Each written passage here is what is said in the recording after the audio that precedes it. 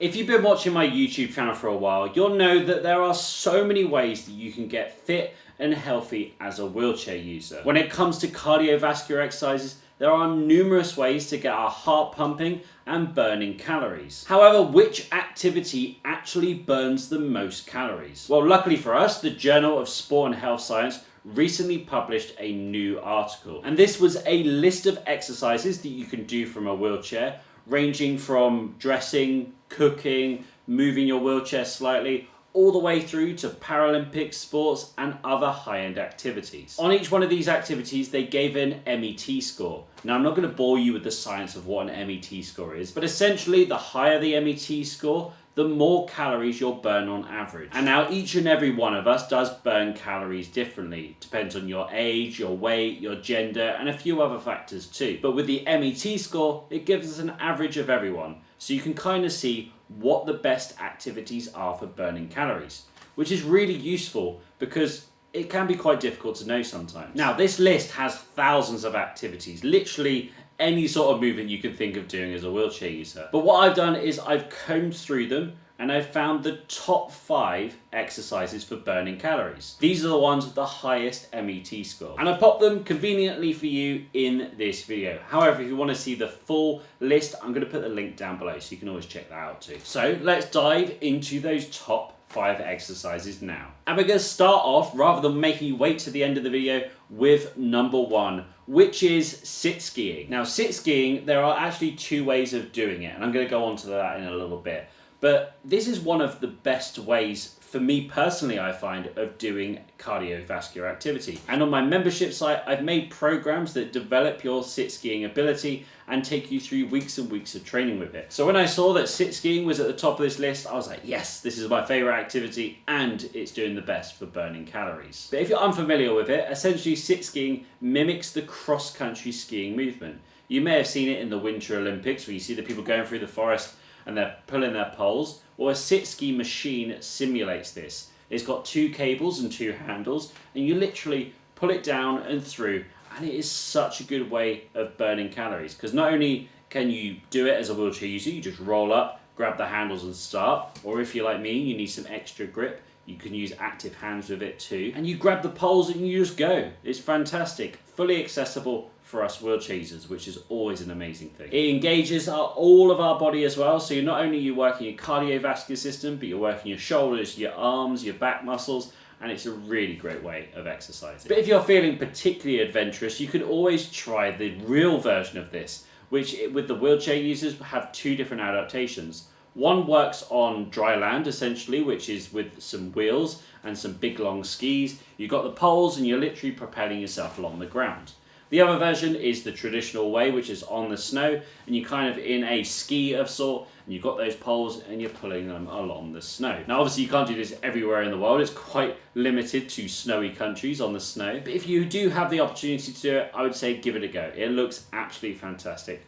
Although you do need some core muscles, and I think as a quadriplegic, I may struggle just a little bit to do this one. But luckily for us, the Skiag is a much more accessible version, and you do see these quite often in regular commercial gyms. I've seen them popping up more and more and more, especially because of the CrossFit crowd are kind of influencing that change. They use it a lot in their competitions, and it's fantastic because we can use it too as wheelchair users. So great thing seeing them popping up more places. However, if you don't have access to those 2, this one may be better for you, which is wheelchair racing, which is a super thrilling sport that is done all around the world.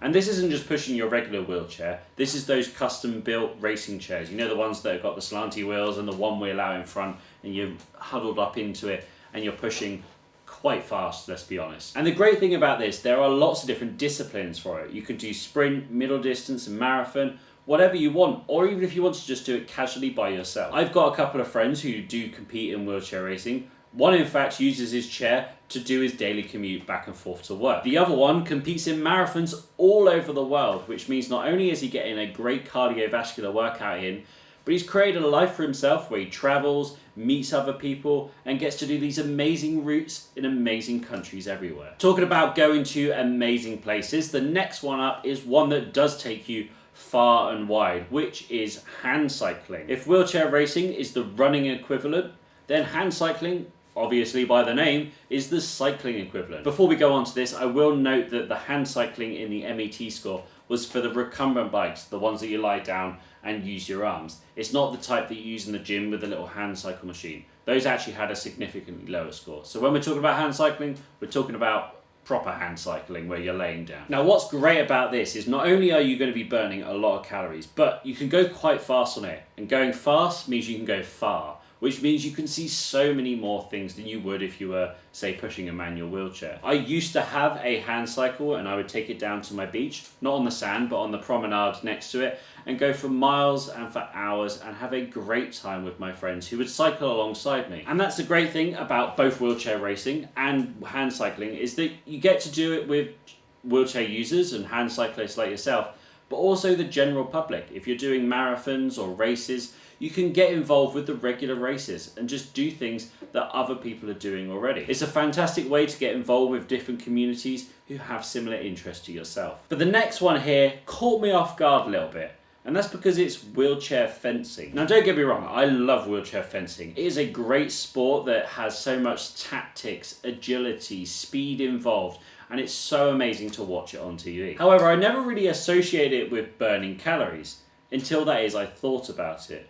See, these MET scores are done by how many calories you'll burn in an hour. Sometimes they're only recorded for a short amount of time, sometimes for a longer amount of time. Whereas wheelchair fencing is short bursts, but you're going back and forth, back and forth. So over about 5 minutes, you're doing a lot of calorie burning.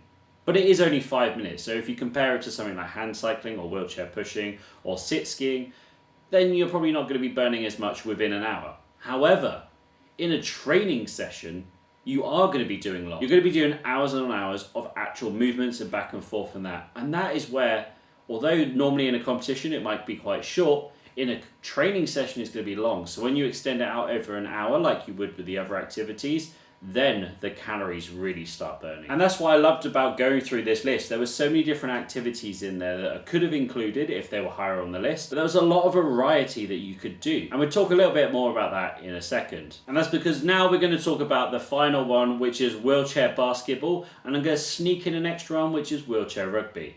And the reason for this is because they're actually super similar. Which one you do kind of depends on what your disability is. But I feel most people watching this are fairly familiar with the aspect of wheelchair basketball or rugby. These are high octane team sports, and one of the only team sports actually on this list. And what's great about team sports is that yes, you get your heart rate and get them pumping and burning those calories just like the other activities, but you do it in a team environment. There's lots of tactics, there's lots of communication. So doing all these other things actually takes your mind off the hard work you're doing and turns it into a super fun activity that you get to share with other people. The camaraderie in these sports are fantastic. Not only are you interested in the same sports, you've probably got a range of disabilities with some amazing people who have similar goals to yourself. And that is a recipe for fun.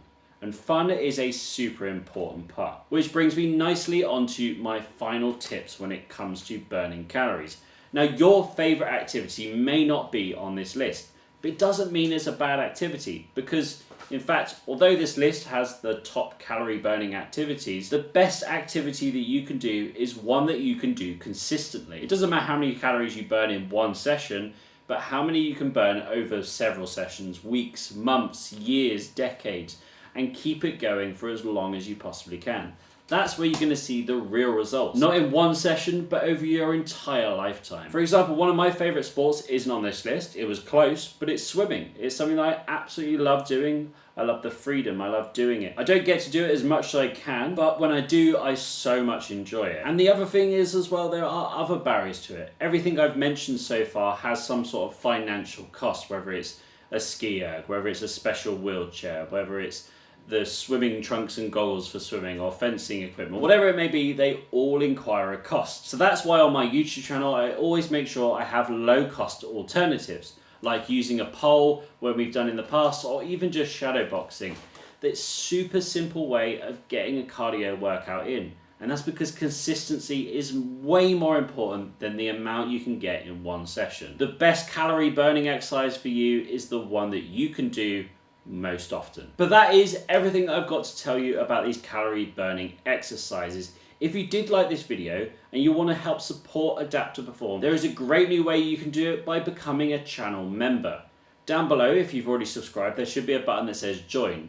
Click on that and you'll go through our channel membership page, which will guide you all the way. But if you become a member, you help to make videos like this one possible. But if you can't support the channel, just help in other ways by hitting that like button, putting a comment down below. If you've got any comments, questions, or concerns, just let me know. Thank you very much for watching. I hopefully see you in the next one. Goodbye. Are you ready to start your fitness journey? Then sign up now at adapttoperform.co.uk and get access to hundreds of workouts specifically for us wheelchair users.